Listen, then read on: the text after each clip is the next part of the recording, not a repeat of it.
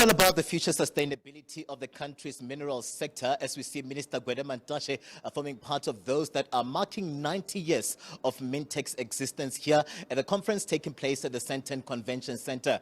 We see him deliver a keynote address just reflecting on the mining sector and how this sector has been doing over time. We know that this entity is an entity, Mintek, that falls under the Department of Minerals, and the minister just being here giving a keynote address in terms of also taking stock of how the country has been doing over time. We often hear that this country is endowed with these minerals, but do we see that just translating in terms of the economy and really what has been happening over time within that sector? I'm going to bring him into the conversation now, Minister Gwede Mantashe, who'll just reflect with us in terms of 90 years of Mintek, but also the programs that you've been working on with this entity to ensure that at least there's transformation and the sustainability of this sector. Welcome to the SABC, Minister. We see you delivering a keynote address. Let's reflect 90 years of Mintek. Let's talk about what has been happening over time where this entity is concerned. No, Mintek has been critical in improving technology of the sector, but there was almost a bias towards gold at the time because gold mining was regarded as the in mining. Now they have shifted. Now they've just released a study on the state of mining, where they have done a study on 11 minerals, and they will do further 5 to make it 16. And they're doing a study on critical minerals.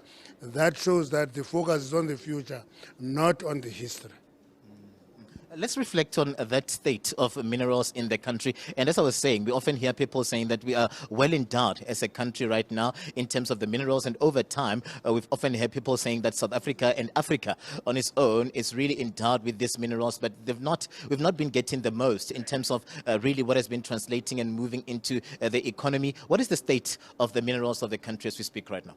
I don't know. Mining is the biggest foreign investment earner. It is exporting a lot of minerals. But what we are fighting for now is more value addition close to the point of production so that we don't export raw material. I'm not supporting this view that exporting is against the economy. Exporting is part of the business of the economy. But what is important is that let's add value so that we don't export jobs and allow South Africans to participate.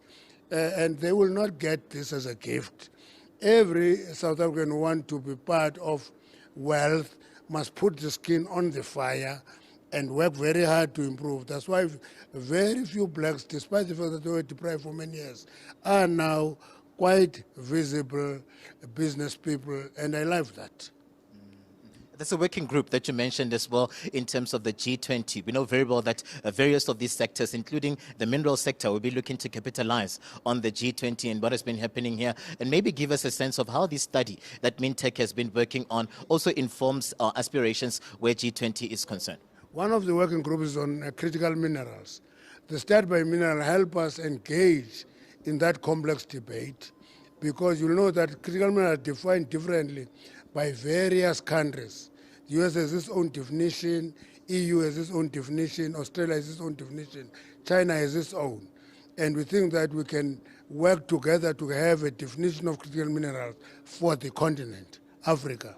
And that definition must be critical because we are the producers, we are endowed. We are not going to be bullied around.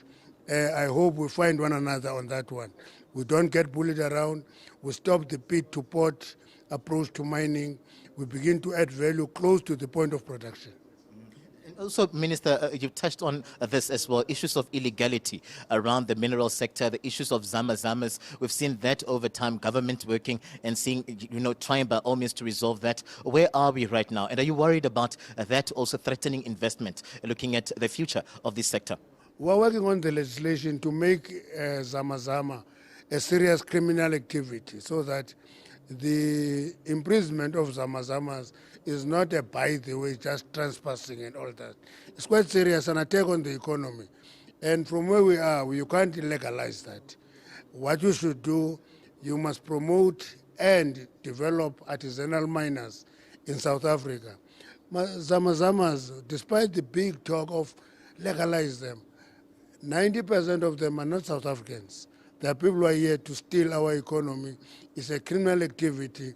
They must be arrested and be treated as criminals. Simple. And just before we let you go, Minister, on the wages, Sibanye, there's a dispute there between the workers and the company, the owner or the employer in terms of the wages there. Where are we? When we looking at and talking transformation, are we also looking at issues of the wages and ensuring that miners are also safeguarded and taken care of as they go about underground in terms of their work? My background is in trade unionism. I was a trade unionist for many years, for more than 2 decades. And one of the most important things for any wage negotiation are strong unions. It's not a government intervention. You don't take a department to intervene on wage negotiations. It is in law that unions have a responsibility to negotiate wages and conditions of employment of their members, because those workers for unions are members. Now, the dispute will be a dispute between the employer and workers have the capacity, if unions are strong, to resolve that dispute. Strike? I don't know a strike. That's the decision of unions. I don't even enter that space because it is not my space. Minister Mantashe, thank you very much, sir, for giving us your time. Minister Mantashe, just giving us a sense of Mintek at 90, as you see those men and women, different role players, just under the same umbrella today, just marking 90 years of this entity. And there are those development and plans that are underway afoot in terms of developing this sector. And you hear the minister also talking about the future, looking at the G20 that will be held here in South Africa as we take over the presidency. I'm Katlego Logodi for SABC News at the Center Convention Center.